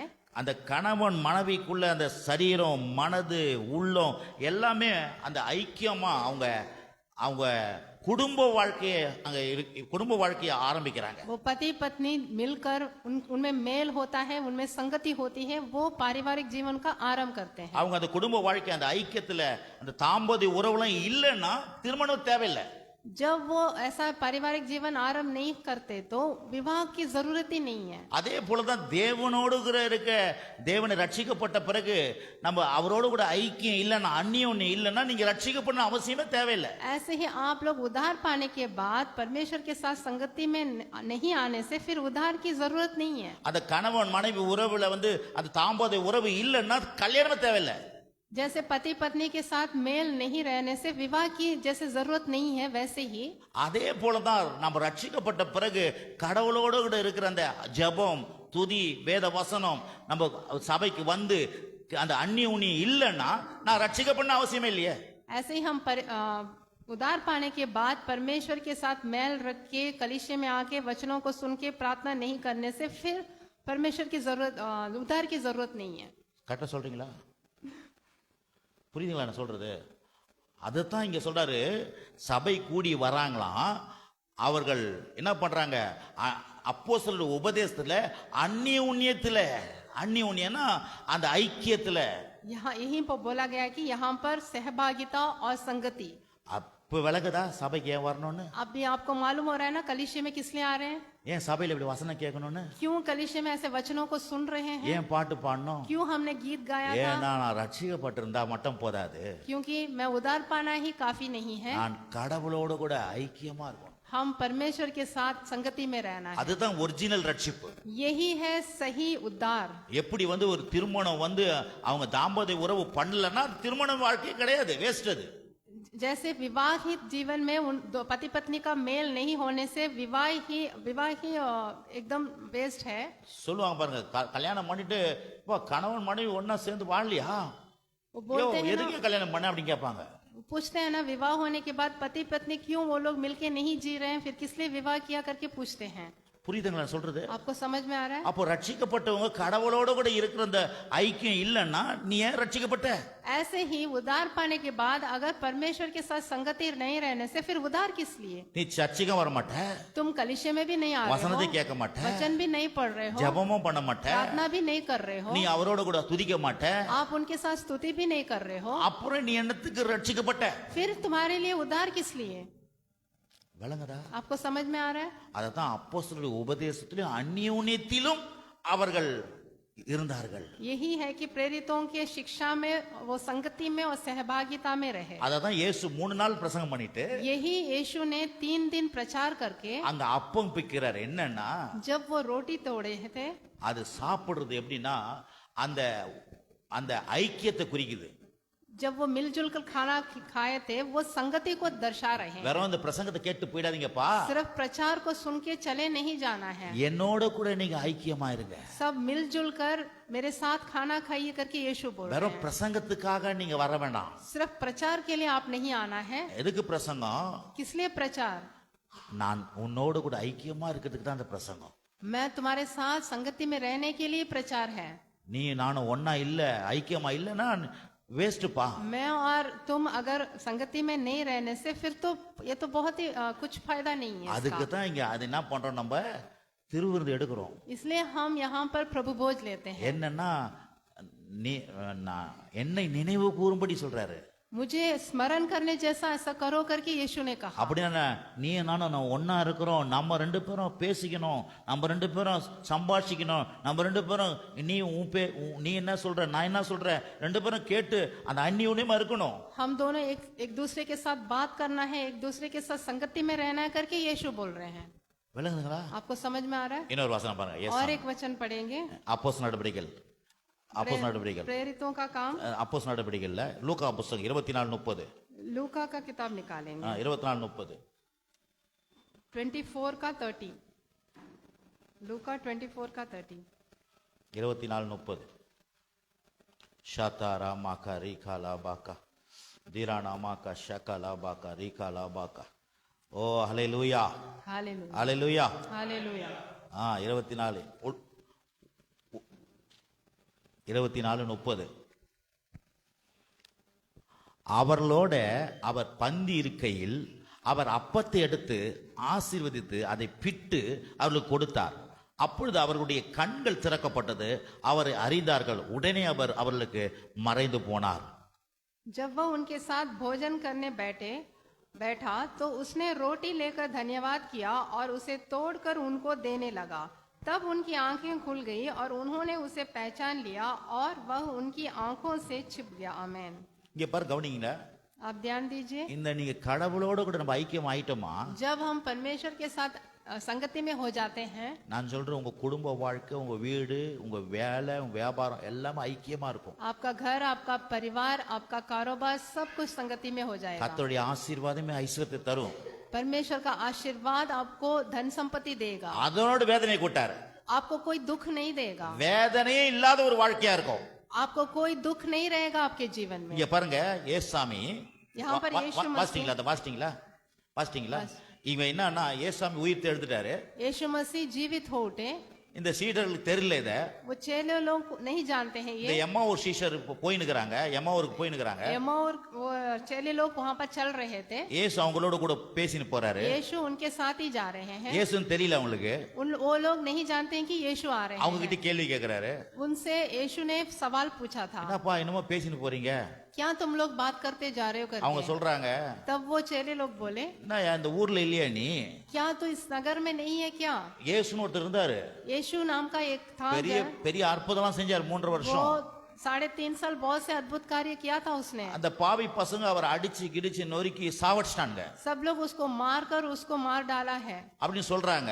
ऐसे वो लोग बात कर रहे हैं। இயேசு அவங்களுக்கு வந்து என்ன சொல்றாருன்னா, பழைய ஏற்பாட்டில் இருக்கிற இந்த மோசே இதெல்லாம் சொல்லி தன்னை வெளிப்படுத்துறாரு. उन लोगों से मूसा के बारे में बोल के अब खुद को दर्शाए थे। அவர் யாருன்றத வெளிப்படுத்துறாரு. மோசே யார சொன்னாரு, இவரை தான் சொன்னாரு. அந்த இயேசு எப்படி உயிரோடு எழுந்துக்கிறதால பத்திலாம் பழைய ஏற்பாடு எடுத்து பிரசங்கம் பண்றாரு. நடந்து வரும்போதே वो चलने के समय ही पुराने नियम से मूसा ने जो बोला था वो अपने बारे में बोला करके उन लोगों को सिखाए। அப்புறம் சாயங்காலம் ஆயிடுச்சு. फिर शाम हो गया, இவர் ஒரு ரூட்டுக்கு போறாரு, இவங்க ஒரு ரூட்டுக்கு போறாங்க. यीशु मसीह एक जगह पर गए और वो लोग भी एक जगह पर உடனே गए। இவங்க சொல்றாங்க, तब वो चेले நல்லா बोले, பேசின்னு வந்தீங்க, எங்க கூட நைட்ல தங்கிடுங்களேன். वो यीशु से बोले, आप अच्छा हमारे साथ बातचीत करते आ रहे थे, आप हमारे साथ ही आ जाओगे। அப்ப பாருங்க, இவங்க 2 பேர் இல்ல, உள்ள 10 பேர் சீஷர் இருக்காங்க. और वो जहाँ पर गए थे वहाँ और 10 जन बैठे थे। இவர் உள்ள போன உடனே जब यीशु अंदर गए, சாப்பாடு வைக்கிறாங்க. वहाँ पर खाना रखा था। உடனே அங்க திருப்பி அப்பத்தை எடுத்து பிக்கிறாரு. फिर वहाँ बैठ के वो रोटी तोड़े। அந்த அப்பத்தை பிச்ச உடனே இவங்க கண்ணு திறக்கப்படுது. जब उन्होंने रोटी तोड़ा तो उन लोगों की आंखें खुल गई। என்ன சொல்றாரு? यहाँ पर क्या बोलने वाले हैं? நீங்க பயந்து இப்ப வேற இடத்து இது கிறிஸ்தவ வாழ்க்கை விட்டுடலாம்னு யோசிக்கிறீங்க. अगर तुम भयभीत होकर मसीही जीवन को छोड़ देंगे करके अगर आपने सोचा तो, நான் உயிரோட தான் இருக்கிறேன், என்னுடைய அந்நியோன்யத்தில் இருங்க அப்படின்றாரு, ஐக்கியமா இருங்கன்றாரு. यीशु बोल रहे हैं, तो मैं अभी भी जीवित हूँ, तुम मेरे साथ संगति में रहो। அப்ப பாருங்க, அந்த அப்பம் பிக்கிறதுனா என்ன? रोटी तोड़ने का मतलब क्या है? நான் கடவுளோட கூட ஐக்கியமா இருக்கணும். मैं परमेश्वर के साथ संगति में हूँ, நான் கடவுளோட கூட ஒட்டி வாழணும். मैं परमेश्वर के साथ जुड़ा हुआ हूँ। எப்படி என் குடும்பத்தோட ஒட்டி வாழ்றனோ, जैसे मैं परिवार से जुड़ा हूँ, என் கடவுளோட நான் ஒட்டி வாழ்றதுக்கு தான் அந்த அப்பம் பிக்கிறார், அங்கங்க அப்பம் பிச்சு காமிக்கிறார். ऐसे ही परमेश्वर के साथ हम जुड़ना है, इसलिए वो रोटी तोड़ के दिखाते हैं। ஏன்னா அந்த உணவுன்றது வந்து என்ன ஆகுதுன்னா, மக்கள் அங்க ஒன்னாயிடுறாங்க. ஒரு கல்யாணம்னா உணவு வைக்கிறாங்க, ஒரு கல்யாணம்னா அங்க சாப்பாடு போடுறாங்க. भोजन बोलने से सब लोग इकट्ठा हो जाते हैं। जैसे एक दावत में, शादी की दावत में खाना डालने से सब इकट्ठे होकर खाते हैं। ஒரு பர்த்டேனா அங்க ஒரு சாப்பாடு போடுறாங்க. अगर जन्मदिन का कोई दावत है तो सब लोग इकट्ठे हो அது जाते हैं। என்ன குறிக்குது? इससे क्या हमको पता அங்க चलता है? அங்க வர மக்கள் எல்லாம் நாங்க ஒரு குடும்பத்து மக்கள் அல்லது நாங்கள் வந்து ஒருவர்களா இருக்கிறோம்ன்றது தான் அது அர்த்தம். அது इसका मतलब क्या है? वहाँ पर जितने भी इकट्ठे हुए हैं हम सब एक हैं करके वो दर्शाता இல்ல, है। அந்த சாப்பாடு தான் அவங்களை இணைக்குது. वो भोजन ही उनको इकट्ठा करता சில है। நேரத்துல கூட பாருங்க, அந்த பொண்ணு பாக்குற இடத்துல, மாப்பிள்ளை பாக்குற இடத்துல சொல்லுவாங்க, கை நனைங்க. जैसे वो एक लड़की देखने जाने से भी या लड़का देखने जाने से भी घर में बोलते हैं आप खाना खा के जाइए। ஏங்க நீங்க கை நனைச்சா தான் நீங்க ஒத்துக்குனீங்கன்னு நாங்க ஒத்துப்போம். आप खाना खाने से ही आपने ये रिश्ते को मान लिया करके हम समझेंगे। அது போலதான் நம்ம தேவனோடு கூட அந்த உறவு, தேவனோடு கூட ஐக்கியம் வந்து எப்படி இருக்குதுன்னா, இந்த வசனத்தை சாப்பிட தேவனுடைய சமூகத்துல உட்கார்ந்து தேவனுடைய வார்த்தையை சாப்பிட துதிக்க அவர் ஆராதிக்க நான் என்ன பண்றேன்னா, அவரோடு கூட ஐக்கியமா இருக்கிறேன்னு காண்பிக்கிறேன். ऐसे ही हम परमेश्वर के साथ हम संगति में कैसे रहेंगे? जब हम गीत गाएंगे, उनकी स्तुति करेंगे, उनके साथ बैठ के संगति में रहेंगे। அதை தான் இங்க சீடர்கள் காமிச்சிட்டு போறாரு. यही चेलों को दिखा रहे हैं பிரிஞ்சு परमेश्वर। போயிடாதீங்க, आप अलग नहीं होना है, தனித்தனியா போயிடாதீங்க. आप अलग अलग बिखरना அத नहीं है। அந்த அந்த அவரு ஏற்கனவே இருந்து அவங்களுக்கு அப்பம் பிச்சார் பாருங்க, அதை ஞாபகப்படுத்துறாரு. जैसे वो पहले रहकर सब मिलकर रोटी तोड़े थे, उसको वो याद दिला रहे हैं। நான் மரிச்சு போல, मैं अभी मरा நான் नहीं உயிரோட हूँ, தான் இருக்கிறேன் मैं अभी भी जिंदा हूँ, என்பதை காமிக்கிறார். उसको वो दिखा रहे அது हैं। போலதான் वैसे ही நம்ம கர்த்தருடைய வார்த்தையை கேட்கும் பொழுது जब हम परमेश्वर के वचन को सुनते हैं, அது நமக்குள்ள போக போக वो वचन जब हमारे अंदर जाएगा, நம்மளும் உயிருள்ள மக்களா இருப்போம். हम भी जीवित लोग रहेंगे। எப்படி சாப்பிடலன்னா ஒரு மாதிரி இருக்குதோ, अगर खाना नहीं खाने से हम एकदम ढीला रहेंगे, டயர்டா இருக்கிறோமோ, हम एकदम கடவுளோடு கூட இருக்கிற அந்த ஐக்கியம் இல்லைன்னா, அந்த அந்த துதி இல்லைன்னா, அந்த வசனம் இல்லைன்னா, நம்ம கிறிஸ்தவ வாழ்க்கை டல்லா இருப்போம். ऐसे ही हमारी संगति परमेश्वर के साथ नहीं रहने से, कोई स्तुति नहीं रहने से, प्रार्थना नहीं रहने से हम कमजोर हो जाएंगे। விசுவாசம் இருக்காது, विश्वास नहीं रहेगा, நம்பிக்கை இருக்காது, भरोसा नहीं रहेगा, தைரியம் இருக்காது. साहस नहीं என்ன रहेगा। பண்ணுவோம்? போ, ஏன்னா கோயிலுக்கா, சே அப்புறம் பாத்துக்கலாம் போ, कलिसिया जाना है, हम बाद में चले जाएंगे करके ऐसा बोलने लगेंगे। என்ன கோயில், அடுத்த வாரம் பாத்துக்கலாம்ப்பா, அடுத்த வாரம் பாத்துக்கலாம்ப்பா. ठीक है, छोड़ दो, हम अगले सप्ताह चले जाएंगे करके सोचेंगे, ஏன்னா அந்த ஐக்கியம் இல்லைன்னா क्योंकि वो संगति नहीं है। கடவுள்கிட்ட நம்பிக்கை இருக்காது, விசுவாசம் இருக்காது. இது நடக்கும்ட்டு நம்மளுக்கு இது ஒரு எதிர்பார்ப்பே இருக்காது.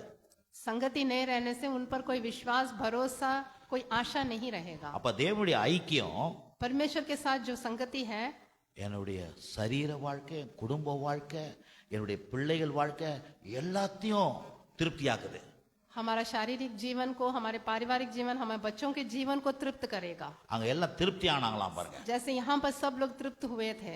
கடைசியா இன்னும் ஒரு ரெண்டு வசனம் வாசிச்சு முடிச்சிருவோம். அப்போஸ்தலர் நடபடிகள் 1ஆம் அதிகாரம் 14ஆம் வசனம். அப்போஸ்தலர் நடபடிகள் 1ஆம் அதிகாரம் 14ஆம் வசனம். प्रेरितों का किताब पहला अध्याय। எத்தனை பேருக்கு புரியுதுங்க? புரியுதா? இன்னைக்கு உங்களுக்கு 1:11 உங்களுக்கு பிரயோஜனமா இருக்குதா? பிரயோஜனமா இருக்குதா? क्या आपके लिए ये लाभदायक है? 1ஆம் அதிகாரம் அப்போஸ்தலர் நடபடிகள் 1:14. प्रेरितों का 1:14।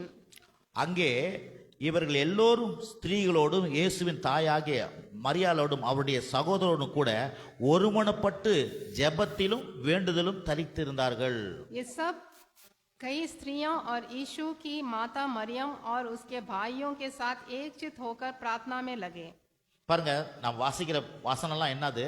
हमने जो भी वचन आज पढ़ा है, ஒரு மனம், उसमें एकचित आया है, ஜெபம் என்ற ஐக்கியம். प्रार्थना का संगति, அது மட்டும் எல்லோரும் இருந்தார்கள்.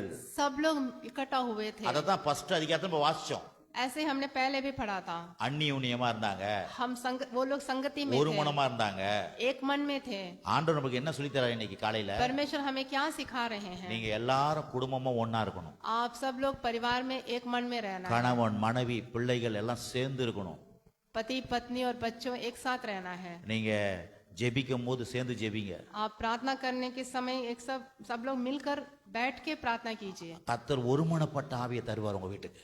एक मत का पवित्र आत्मा आपको देंगे। அங்க ஒருமனம் வந்துச்சுன்னு பாருங்களேன், जब एक मन आपके घर में आ जाएगा, நீங்க எல்லாமே உங்களுக்கு ஈஸியா நடக்கும். सब कुछ आपके जीवन में आसानी இங்க से हो பாருங்க, जाएगा।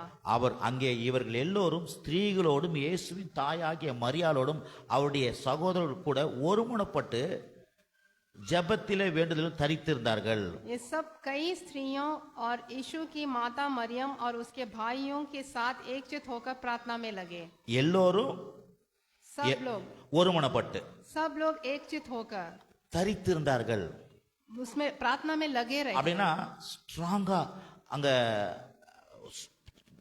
டக்கு டக்குன்னு இல்ல, டக்கு டக்கு போதும் போதும் முடியுது அப்படி இல்ல. நல்லா வெயிட் பண்ணி நல்லா ஜெபிச்சு நல்ல நேரத்தை செலவு பண்றாங்க. அங்க यहाँ प्रार्थना में स्थिर रहे, समय दिए थे इस प्रार्थना के लिए। எல்லோரும் सब लोग मिलकर, நான் சொல்ல நம்ம சபை அப்படிதான் நிறைய பேர் ஆக போறோம். ऐसे हमारा कलिशय भी बहुत लोगों के साथ होने वाला சபை है। நிறைய போகுது. हमारा कलीसिया भरने वाला है। அனுதினம் சபையில மக்கள் வரப்போறாங்க. प्रतिदिन हमारे कलीसिया में लोग आने वाले हैं। இதெல்லாம் நீங்க வாஞ்சிங்க. ये सब आप भी आशा कीजिए। இதெல்லாம் கடவுள் பார்க்கறாரு, நம்முடைய மனசை பார்க்கறாரு. हमारे मन को परमेश्वर देख रहे हैं। நீங்க உங்க உள்ளத்தை பார்க்கறாரு. हमारे मन को देखते हैं परमेश्वर। இந்த ஒருமனப்பட்ட ஆவி வீட்டுக்கும் சபைக்கும் ஊழியத்துக்கும் வரும்பொழுது தேவன் அங்க அளவில்லாமல் ஆசீர்வாதத்தை ஊற்றுவார். जब एक मत की आत्मा हमारे कलीसिया में, हमारे घर में, हमारे सेवकाई में आएगा तो परमेश्वर आशीष देंगे। आमेन आमेन। அப்போஸ்தலர் நடபடிகள் 27 प्रेरितों का 20 का 7 27 20 का 7 प्रेरितों का काम 27 வாரத்தின் முதல் நாளிலே அப்பம் பிற்கும்படி சீஷர்கள் கூடி வந்திருக்கையில் அந்த வார்த்தை பாருங்க, அப்பம் கூடி வந்திருக்கை. இதுதான் ஆண்டவர் இன்னைக்கு பாருங்க, இன்னைக்கு யோசிங்க. வாரத்தின் முதல் நாளிலே அப்பம் பிற்கும்படி சீஷர்கள் கூடி வந்திருக்கையில் பவுலும் மறுநாளிலே புறப்பட வேண்டும் என்று இருந்து அவளுடனே சம்பாஷித்து நடுராத்திரி மட்டும் பிரசங்கித்தான். सप्ताह के पहले दिन जब हम रोटी तोड़ने के लिए इकट्ठा हुए तो पौलुस ने जो दूसरे दिन चले जाने पर था उनसे बातें की और आधी रात तक उपदेश देता रहा। आमेन। கவனிங்க, நம்ம வாசிக்கிற வாசனத்தெல்லாம் जो भी वचन हम अभी पढ़ रहे हैं வெறும் கூடி வந்தார்கள் மட்டும் இல்ல, सिर्फ इकट्ठा हुए वही नहीं, வெறும் அப்பம் பிக்கிறது மாத்திரம் இல்ல, सिर्फ रोटी तोड़ना वही नहीं, அப்பம் பிக்கிறாங்க, रोटी तोड़ रहे हैं, கூடி வராங்க, इकट्ठा हो रहे हैं, ஒரு மனம் படுறாங்க, एक मन हो रहे हैं। அதோட நிறுத்தி இல்ல, सिर्फ उसी में ठहर नहीं जा रहे हैं, அங்க ஜெபம் பண்றாங்க, वहाँ पर प्रार्थना भी कर रहे அங்க हैं, பிரசங்கம் பண்றாங்க. वहाँ पर प्रचार भी कर रहे हैं। அப்போ கூடி வருகிற இடத்துல जब इकट्ठा होते हैं அங்க அப்பம் பிக்கிறது மட்டும் இல்ல, கூடி வருது மட்டும் முக்கியம் கிடையாது. सिर्फ इकट्ठा होना, रोटी तोड़ना ही बस नहीं है, அங்க கடவுள் அசைவாடுறார், वहाँ पर परमेश्वर टहल रहे हैं, வசனத்து மூலமா அசைவாடுறார், वचन के द्वारा टहल रहे हैं, ஜெபத்தின் மூலமா அசைவாடுகிறார். प्रार्थना के द्वारा टहल रहे हैं। அதனால தான் அங்க நம்முடைய வாழ்க்கையில ஒரு மனமோ, நம்முடைய வாழ்க்கையில சமாதானமோ, நம்முடைய வாழ்க்கையில சந்தோஷமோ, நம்முடைய வாழ்க்கையில உயர்வு அங்க உண்டாகிறது. उसके वजह से हमारे जीवन में शांति, हमारे जीवन में आनंद, हमारे जीवन में समाधान और उन्नति हो रहा है। வேற ஒரு மனம் ஒன்னா கூடி வருதுனால அங்க நடக்கிறது இல்ல, सिर्फ एक मन से आने से वहाँ कुछ नहीं होगा, எல்லாம் வருதுனால நடக்கிறது இல்ல, सिर्फ इकट्ठा होने से कुछ नहीं होने वाला அங்கே है। ஜெபிக்கிறார்கள், वहाँ पर प्रार्थना कर रहे हैं, அங்கே வசனத்தை வாசிக்கிறார்கள், वहाँ पर वचन को पढ़ रहे हैं। நடு ராத்திரி பாருங்க, கத்த என்ன பண்றாரு, அவரு நடு ராத்திரி மட்டும் பிரசங்கித்தார். वो आधी रात तक उपदेश देता रहा। அங்க 3 நாள் பிரசங்கித்தார். वहाँ पर हमने देखा था 3 दिन से प्रचार, அங்க ரோட்ல நடக்கும் போது அவங்களுக்கு பிரசங்கம் பண்ணி வராரு. वहाँ पर सड़क में चलने के समय यीशु ने प्रचार किया था। அப்போ என்ன சொல்றாருன்னா, यहाँ क्या कहने वाले நம்ம हैं, கூடி வருகிற இடத்துல, ஒன்னா வர இடத்துல, அங்க எல்லோரும் வர இடத்துல தேவன் பிரசங்கத்து மூலமா, பாடல் மூலமா, ஜெபத்தின் மூலமா நாம் அவரோட ஒரு ஐக்கியமா வரும். जब लोग इकट्ठा होते हैं, एक साथ जब आते हैं, तब परमेश्वर आराधना के द्वारा, उनके वचनों के द्वारा हम ஐக்கியமா வரோம், संगति में आते हैं। பாருங்க, ஐக்கியன்றது வேற நம்ம சாப்பிட்டு போறதுல இல்ல. संगति बोलने से सिर्फ भोजन खा के जाना नहीं। ஆமா, நிறைய இடத்துல பஜ்ஜி போண்டா பிரியாணிகள் எல்லாம் சாப்பிட்டு போயிடுறாங்க, அதனால ஐக்கியமாக்குறாங்களா? बहुत सी जगह पर सब लोग मिलकर खाना खा के चले जाते हैं, कहाँ, क्या वहाँ पर संगति होता है? ஒரு மணி ஆகுதா? क्या वहाँ पर एक मन होता है? அவன் எனக்கு பஜ்ஜி பாதி தான் வச்சான், वहाँ उसने मुझे सिर्फ आधा ही बज्जी दिया था करके वो बोलेगा। அந்த அந்த இது அந்த கறி ஒரு பீஸ் தான் வச்சாங்க, அவனுக்கு 2 பீஸ் வச்சான். मुझे मांस सिर्फ 1 पीस रखा था, उसको 2 पीस रखा है करके वो बोलेगा। ஏதோ பந்தி பண்றதுனால ஒரு மனம் கிடையாது, सिर्फ भोजन देने से एक मन नहीं है। அங்க பந்தி பண்றாங்க, ஒரு மனம் கூடி வராங்க, वहाँ भोजन दे रहे हैं, सब लोग इकट्ठा हो रहे हैं, ஆனா அங்க ஜெபிக்கிறாங்க, அங்க பிரசங்கத்தை பண்றாங்க, அவர் அங்க இருக்கிறதுனால அங்க ஒரு மனம் உண்டாகுது. लेकिन वहाँ पर वो लोग प्रचार कर रहे हैं, प्रार्थना कर रहे हैं और यीशु वहाँ पर है, इसलिए वहाँ पर संगति हो रही அப்போ है। ஐக்கியம்னா என்ன? संगति का मतलब क्या है? தேவனுடைய வார்த்தையை பிரசங்கம் பண்ணணும். परमेश्वर के वचन का प्रचार करना है। ஐக்கியம்னா என்ன? संगति का मतलब क्या है? ஜெபிக்கணும், प्रार्थना करना है, துதிக்கணும், स्तुति करना है, ஆராதிக்கணும். आराधना करना है, அப்பதான் தேவனோடு நம்ம ஐக்கியமாக முடியும். तभी हम परमेश्वर के साथ संगति में आ सकते हैं। சபையில மட்டும் செய்யல, அவங்க सिर्फ कलिशे में ही नहीं कर रहे हैं, வீடுகள் தோறும் அப்பம் பிட்டார்கள். घर में भी वो रोटी तोड़ रहे அப்போ हैं। சபை என்ன சொல்லுது? कलीसिया क्या बोलता है? ஒரு காரியத்தை ட்ரைனிங் பண்ணுது. एक कार्य का अभ्यास हमें कराता இதை है। அப்படியே கொண்டு போய் உங்க வீட்டுல பண்ணுங்க, ऐसे ही तुम अपने घर में भी करो करके बोलते हैं। அப்படியே கொண்டு போய் உங்க வீட்டுல பண்ணுங்க, ऐसे ही तुम अपने घर में भी करो, உங்க வீடு நல்லா இருக்கும், तब तुम्हारा घर अच्छा உங்க होगा, ஃபேமிலி நல்லா இருக்கும், तुम्हारा परिवार अच्छा होगा, உங்க பிள்ளைங்க நல்லா आपके இருப்பாங்க, बच्चे अच्छे உங்க होंगे, மனைவி உங்க உறவு நல்லா இருக்கும், आपके पति पत्नी का रिश्ता अच्छा रहेगा, நீங்க தேவனுடைய மகிமை உங்க வீட்டுல இருக்கும். परमेश्वर की महिमा आपके घर में होगा। ஆமென். आमेन। நான் இதோட முடிக்கிறேன். अभी हम खत्म करेंगे நான் இன்னும் 2-3 வசனம் இருக்குது, और 2-3 வசனம் இருக்குது, 2-3 वचन है, ரொம்ப முக்கியம். बहुत अहम है वो। 2 வசனம் வாசிக்கலாமா? பர்மிஷன் கேட்டுக்கிறேன். 2 வசனம் வாசிக்கலாமாப்பா? சாம்தேவ் 2 வசனம் வாசிக்கலாமா?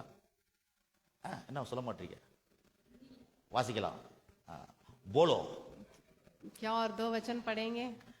2 வசனம் ரோமர் 12:12. रोमियो का किताब 12 का 12। ரோமர் 12:12. रोमियो का 12 का 12। 12:12. 12:12.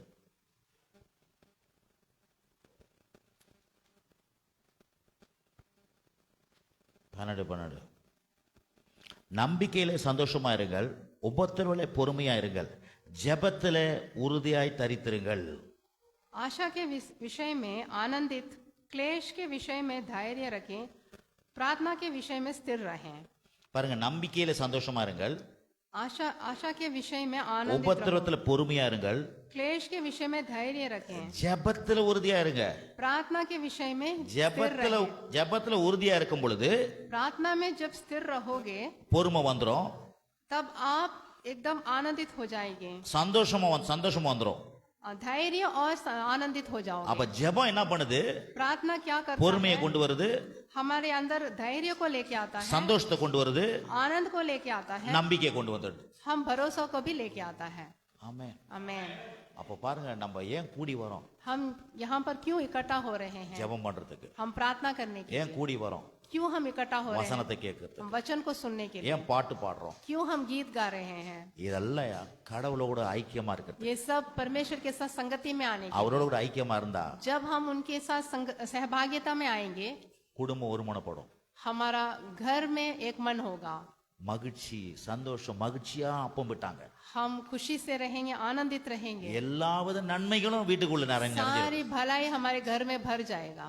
அப்போ ஏன் நான் ரட்சிக்கப்பட்டேன்? क्यों हम उद्धार पाए हैं? அவரோட ஐக்கியமா இருக்கிறதுக்கு. उनके साथ संगति में रहने के लिए। ஏன் கல்யாணம்? क्यों विवाह? தாம்பத உறவு முக்கியம். क्योंकि पति पत्नी का मेल होना है। அது இல்லனா अगर वो मेल नहीं होने से திருமணமே வேஸ்ட். विवाह ही एकदम कुछ लाभ नहीं है அதே विवाह போல का। தான் ऐसे ही ரட்சிக்கப்பட்டுட்டீங்கன்னா उद्धार पा लिए तो கடவுள் கூட ஐக்கியம் இல்லனா ரட்சிப்பே வேஸ்ட். परमेश्वर के साथ संगति नहीं रहने से फिर उद्धार का कोई लाभ नहीं அப்ப है। சபைக்கு என்ன பண்றாரு ஆண்டவர் வர வச்சு? हम कलीसिया में हम लोग इकट्ठा क्यों हो रहे हैं? வசனத்தின் மூலமாய், ஆராதனை மூலமாக, वचन के द्वारा, आराधना के द्वारा, ஜெபத்தின் மூலமாக प्रार्थना के द्वारा ஆவியானவர் தேவனோடு கூட நம்ம ஐக்கியப்படுறார்.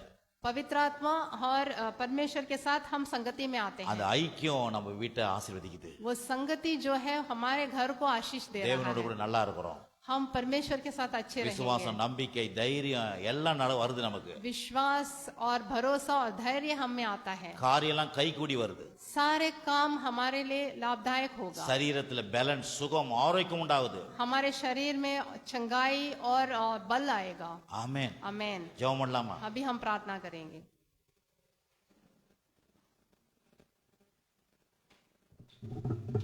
ஜெபம் பண்ணலாமா? ஸ்தோத்திரம். Praise the Lord. எல்லா கரங்களை உயர்த்தி கர்த்தருடைய ஐக்கியத்துக்காக, கர்த்தருடைய வார்த்தைக்காக, सब लोग, हाथ उठाकर कतड़ी उनकी वार्ते संगति का के लिए, उनके वचन के लिए। கர்த்தர் நம்மளை அருமையா நடத்துறாரு. परमेश्वर हमें अच्छा सा अगुवाई कर रहे हैं। ஆமா, நம்ம ஒரு சிறப்பு. आज संगति में रहना बहुत अहम है। அந்த ஐக்கியம் ஜெபத்துல வருது, वो संगति जो है प्रार्थना के வசனத்தை द्वारा आता है, தியானிக்கிறதுல வருது, वचन को ध्यान करने से आता வசனத்தை है, வாசிக்கிறதுல இருந்து, वचन को पढ़ने में आता है, நம்ம சபை கூடி வருகிறதுல இருக்குது. हम कलीसिया में इकट्ठे होने से संगति आती है। ஆமென். आमेन। கரங்களை உங்க கூட நான் ஐக்கியமா இருக்கணும்பா. पिता हम आपके साथ संगति ஓ में எனக்கு रहना है। உதவி செய்யுங்கப்பா, हमें मदद कीजिए, பரிசுத்தாவே எனக்கு உதவி செய்யுங்க. पवित्र आत्मा हमारी मदद ஓ कीजिए। உமக்கு நன்றி ஆண்டவரே. हम आप இந்த நல்ல காலை வேளைக்காக ஸ்தோத்திரம், ये सुबह के समय உடைய के लिए பிரசன்னத்துக்காக ஸ்தோத்திரம், धन्यवाद। आपके உடைய उपस्थिति के लिए அபிஷேகத்துக்காக ஸ்தோத்திரம். आपके ஆண்டவரே अभिषेक के உடைய लिए வார்த்தையை ஜனங்கள் மேல ஊற்றினதுக்காக நன்றி. धन्यवाद। आपके वचन को लोगों के ऊपर उंडेला है, उसके लिए ஒவ்வொருவரும் धन्यवाद। நிரப்புங்கப்பா, நிரப்புங்க. एक पल को भी आप भरिए பரிசுத்த पिता। ஆவியினால் நிரப்புங்க. पवित्र आत्मा से ஓ भरिए, தேவ வல்லமையினால் நிரப்புங்க ஆண்டவரே. आपकी सामर्थ से சரீர பலன் உண்டாகட்டும், शरीर में हो ஆவிக்குரிய பலன் உண்டாகட்டும், आत्मिक बल पाए वो लोग। ஆத்துமாவில பலன் உண்டாகட்டும் उनकी ஆண்டவரே. आत्मा में बल எல்லா प्राप्त हो। சோர்வுகள் அகன்று போகட்டும். सारे थकावट दूर हो जाए। நல்ல வீட்டுல நல்ல ஜெபம் பண்றோம், ஜெபம் பண்ணட்டும், ஜெப ஆவி ஊற்றுங்க. घर में सब लोग अच्छा प्रार्थना कर पाए। தூக்கத்துல கனவுல வந்து எந்த கெட்ட கனவு வராதபடி பார்த்துக்கொள்ளுங்க. कोई बुरा सपना किसी को ना आए। தூக்கத்துல பிசாசுடைய கிரியைகள், கைகளை வைக்கிறது, கையை பிடிக்கிறது, இந்த காரியத்துல இயேசுவின் நாமத்தில் வெளியேறட்டும் ஆண்டவரே. शैतान की युक्तियों को यीशु के नाम से हम दूर करते हैं। ஓ தூங்கும்போது பரிசுத்த ஆவியால் நிரப்பப்படுவாரா. नींद में भी हम पवित्र आत्मा में भर के सोए। குடும்பத்துல பரிசுத்த ஆவியானவர் இறங்குவாராக. परिवार में पवित्र आत्मा उतरे இயேசுவின் நாமத்தினால. यीशु के नाम से। செய்கிற வேலையில பரிசுத்த ஆவியானவர் இறங்குவாராக. जो भी काम हम कर रहे हैं उसमें पवित्र आत्मा से हम करें। செய்கிற தொழிலை பரிசுத்த ஆவியானவர் இறங்குவாராக. हमारे कारोबार में पवित्र आत्मा उतरे। வியாபாரத்துல பரிசுத்த ஆவியானவர் இறங்குவாராக. हमारे व्यापार में पवित्र आत्मा उतरे ஓ இயேசுவின் நாமத்தினால. यीशु के नाम से। கணவன் மனைவி உறவுல சமாதானம், ஒற்றுமை உண்டாகட்டும் ஆண்டவரே. पति पत्नी के रिश्ते में शांति हो, समाधान हो पिता। எல்லா கருத்து வேறுபாடு, நீ ஒன்னு சொல்ற, நான் ஒன்னு சொல்றேன், அதெல்லாம் மாறட்டும் ஆண்டவரே. सारे तू मैं सब निकल जाए यीशु के नाम से। ஆவியானவர்களை ஒருமனப்பட்ட ஆவியை ஊற்றுங்க. पवित्र आत्मा एक मन उंडेले हमारे ऊपर। ஆண்டவரே உம்மை துதிக்கிறோம் हम आपकी स्तुति இயேசுவின் நாமத்தினால. यीशु के नाम से ஜனங்களை bless பண்ணுங்கப்பா. सभी को हम आशीष देते हैं। இந்த வார்த்தைகள் ஜனங்களுடைய வாழ்க்கையில அப்படியே நடக்கட்டும் இயேசுவின் நாமத்தினால. वचन लोगों के जीवन में पूरा होए। இப்படி வல்ல கரத்துல ஒப்பு கொடுக்கும் हम आपके हाथों में अपने आप को இயேசுவின் सौंपते हैं। நாமத்தினால यीशु के नाम से ஜெபிக்கிறோம் हम प्रार्थना करते நல்ல हैं। பிதாவே, थैंक यू लॉर्ड, ஆமென். आमेन। நம்முடைய கர்த்தராகிய இயேசு கிறிஸ்துவின் கிருபையும் பிதாவாகிய தேவனுடைய அன்பும் பரிசுத்த ஆவியானவருடைய ஐக்கியமும் சமாதானமும் இன்றைக்கும் சதா காலம் நம்மோடு கூட இருப்பதாக. ஆமென். ஷாலோம்.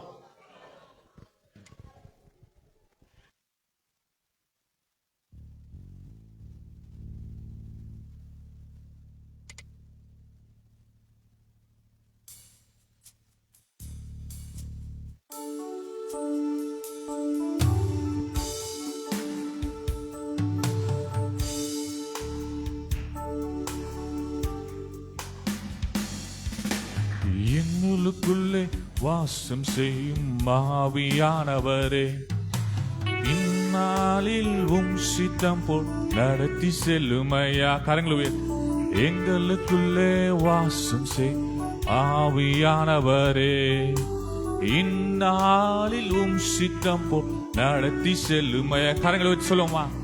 ஆவியானவரே, ஆவியானவரே, பரிசுத்த ஆவியானவரே,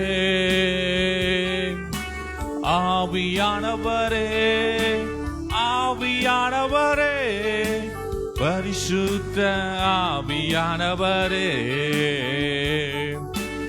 எப்படி நான் ஜெபிக்கவே, எதற்காக ஜெபிக்கவே கற்றுத்தாரும் ஆவியானவரே, எப்படி நான் ஜெபிக்கவே, எதற்காக ஜெபிக்கவே கற்றுத்தாரும் ஆவியானவரே, வேத வசனம் புரிந்து கொண்டு விளக்கங்களை அறிந்தி வெளிச்சம் தாரும் ஆவியானவரே, வேத வசனம் புரிந்து கொண்டு விளக்கங்களை அறிந்தி வெளிச்சம் தாரும் ஆவியானவரே, ஆவியானவரே, ஆவியானவரே, பரிசுத்த ஆவியானவரே, ஆவியானவரே, ஆவியானவரே, பரிசுத்த ஆவியானவரே. இயேசு ராஜாவுக்கு 1ஆம் தேதி காலைல 5:30 மணிக்கு நமக்கு வாக்குத்தத்த ஆராதனை இருக்கிறது. ஆகவே எல்லாரும் கலந்து கொள்ளுங்கள். தேவனுடைய வாக்குத்தத்தை நாம் பெற்றுக்கொள்வோம்.